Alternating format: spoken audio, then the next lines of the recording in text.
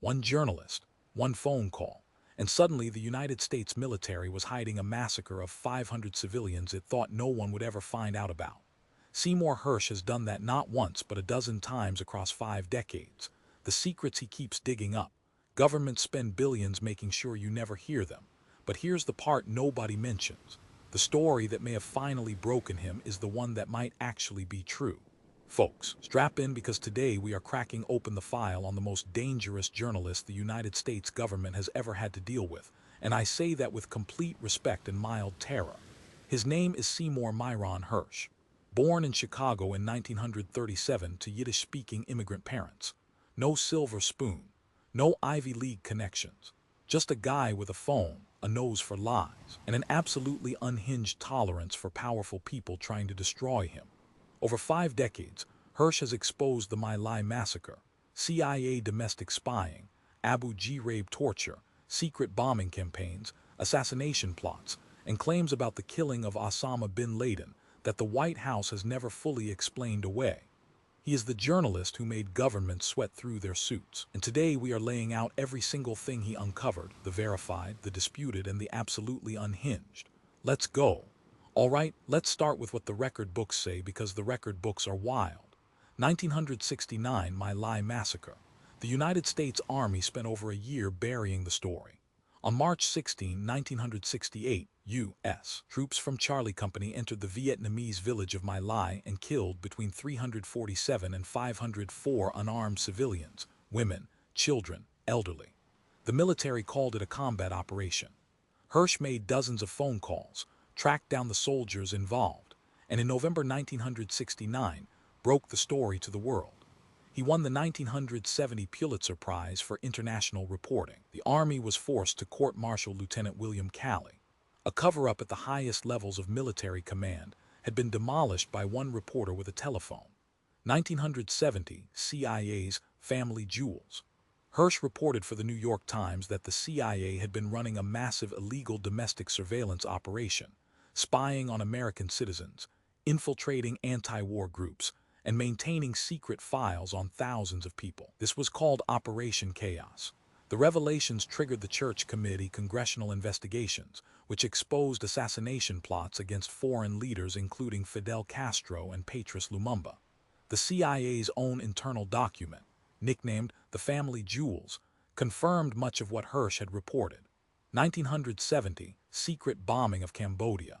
While the Vietnam War was raging publicly, Hersh and others reported that the Nixon administration had secretly ordered B-52 bombing raids over neutral Cambodia without congressional authorization and without telling the American public. Thousands of Cambodian civilians died. This became a key article of impeachment drafted against Nixon. 2004, Abu Ghraib. When photographs of U.S. soldiers torturing and humiliating Iraqi prisoners at Abu Ghraib prison surfaced, the Pentagon's instinct was to contain the damage. Hersh, writing for The New Yorker, went further than the photos. He reported that the abuse was not the work of a few bad apples, as officials claimed.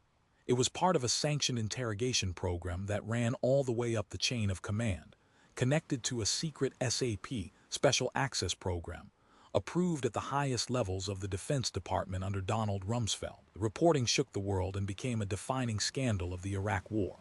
2007, the redirection. Hersh reported in The New Yorker that the Bush administration was covertly funding Sunni extremist groups in Lebanon and elsewhere, groups with ties to al-Qaeda, as part of a strategy to counter Iranian influence. Critics pointed out that this meant the U.S. was indirectly funding the very type of groups it claimed to be fighting in the war on terror. These are the big ones. Verified, documented, award-winning.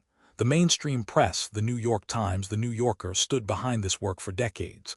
Now, and this is where it gets complicated, folks, not everyone is throwing roses at Seymour Hersh. Legitimate, serious journalists and media critics have raised real concerns, and we are going to be honest about that. The core criticism is this. Hersh relies heavily, sometimes almost exclusively, on anonymous sources. For his earlier work, those sources were later corroborated by documents and congressional investigations. But in his later career, critics argue that corroboration has become thinner. His 2015 account of the Osama bin Laden killing, published in the London Review of Books after major U. U.S. outlets declined it, claimed that the Obama administration's official narrative was largely fabricated. According to Hersh, Pakistan's ISI intelligence service already knew where bin Laden was and was essentially holding him under house arrest. The Navy SEAL raid was not the daring covert operation portrayed but a coordinated handover. The White House flatly denied the account. Multiple journalists attempted to verify Hersh's specific claims and found the sourcing impossible to confirm. Then came his February 2023 bombshell on Substack. The United States government, specifically the Biden administration, had ordered U.S. Navy divers to plant explosives on the Nord Stream gas pipelines during NATO exercises in the Baltic Sea in June 2022, with the Norwegian Navy detonating them 3 months later. The entire report rested on a single anonymous source described as having direct knowledge of the operational planning. The White House called it utterly false. Germany, which launched its own criminal investigation, could not confirm the U.S. role. Other serious investigations pointed toward a pro-Ukrainian group with no direct state ties. Media critics at The Atlantic, Columbia Journalism Review, and elsewhere noted that Hersh, now publishing on Substack without traditional editorial oversight, was operating without the institutional checks that had historically kept his most explosive claims grounded.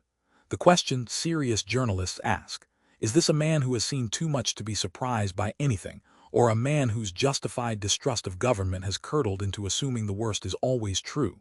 Okay, we've done the respectable journalism history class portion of the program. Now it gets weird. My associate Tinfoil has been sitting in the corner doing their homework, and I am told that the Hersh rabbit hole goes considerably deeper than Abu Ghraib. Go ahead. Thank you. Let's start with what Hersh himself reported and ask why it got buried. In 2011, he gave a talk at Georgetown University, recorded, documented, where he claimed that after 9/11, a network of Special Operations Commanders called the Joint Special Operations Command, JSOC, had essentially become a private assassination squad answerable only to Dick Cheney.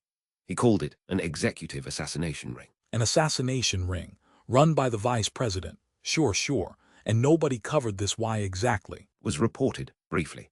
Then it disappeared from the news cycle within 48 hours. Look at the timing. This is a senior official with decades of confirmed scoops saying the Vice President of the United States was running covert kill operations with no congressional oversight. And the story just faded. Who benefits from that fading? I mean, okay, that's a real question. That's an uncomfortably real question. What else? It's bin Laden reporting. The official story has more holes than a screen door. Hersh's sources, he had more than one, despite what critics say, told him that Pakistan's ISI had bin Laden in a comfortable compound in Abbottabad, essentially under protection, as a bargaining chip.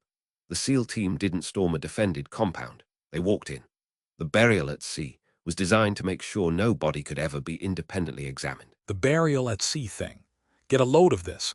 Even people who think Hersh is wrong on this one admit the burial at sea for religious reasons within 24 hours story was convenient. Extremely convenient, and no independent verification of the body was ever allowed.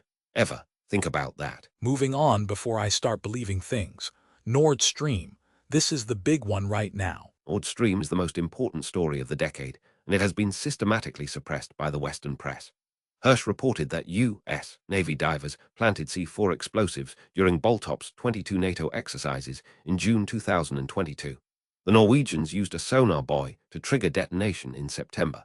His source said President Biden personally approved the operation. And his evidence for this is one anonymous source. Unnamed source. On record. Anonymous, yes, because they go to federal prison. But consider, Biden publicly said in February 2022 on camera that if Russia invaded Ukraine, the US would bring an end to Nord Stream. That's on YouTube. That's not a conspiracy theory. That's a sitting president on camera previewing the destruction of a NATO ally's energy infrastructure. You cannot be serious. He said that on camera. February 7, 2022. Look it up. Nuland said it too in January 2023. She said she was gratified that Nord Stream was now a hunk of metal at the bottom of the sea. Who talks like that unless they know what happened? Oh, it gets better, doesn't it? Always does. Now consider. Germany launched a criminal investigation. Sweden launched one. Sweden dropped theirs with no public explanation in February 2024, citing jurisdiction issues. Germany's is ongoing, but prosecutors have reportedly hit wall after wall when requesting U.S. cooperation. The investigation into the biggest act of infrastructure sabotage in European history is being quietly strangled. Follow the obstruction.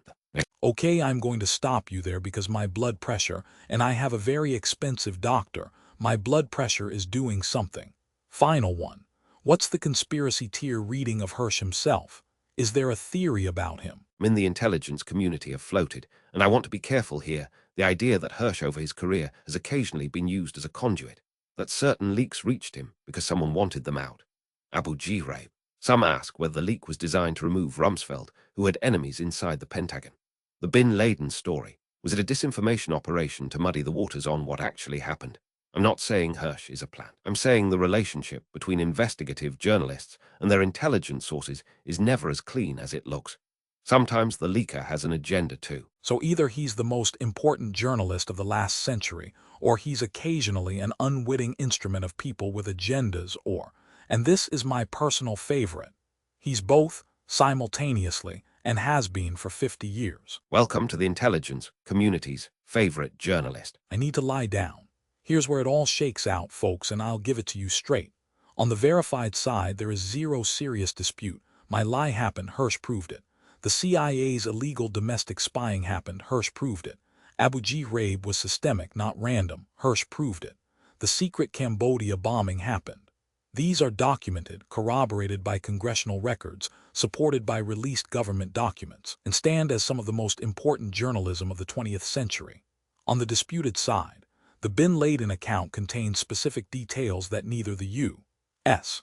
government nor independent journalists have been able to confirm or definitively refute.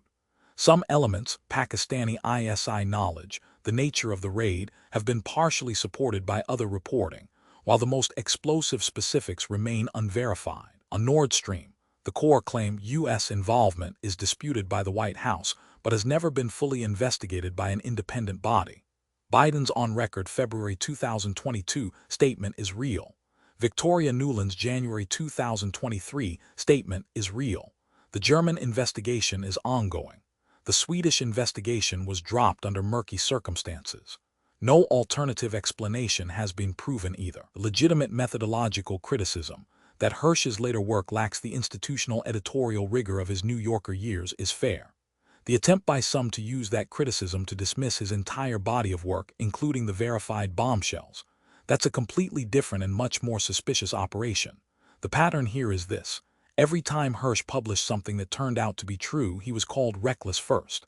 Every single time. All right, here's the honest truth, and I am giving it to you whether it's convenient or not, because inconvenient truth is literally the whole point of this channel. Seymour Hersh is not a saint, and he is not a villain. He is a journalist with one of the most verified track records in the history of American investigative reporting, and a journalist whose later career has shown real methodological vulnerabilities that legitimate critics are right to flag. The My Lai massacre, the CIA domestic spying, Abu Ghraib, the secret Cambodia bombing, these are not alleged. These are confirmed government crimes exposed by one man who picked up a phone when everyone else looked away. That record is untouchable. The Bin Laden story and the Nord Stream story exist in a harder space, not confirmed, not debunked, hanging in the uncomfortable air where the most important stories often lie before the documents are declassified 20 years later. What the history of Seymour Hersh's career actually teaches us is this. When powerful people call a journalist reckless and irresponsible, the correct response is not to stop reading the journalist. It's to ask loudly what exactly they are so afraid of finding in print. That's the Seymour Hersh file, officially closed, unofficially wide open. Drop your theory in the comments, hit subscribe if you want the next classified briefing, and remember, the truth doesn't care if you believe it.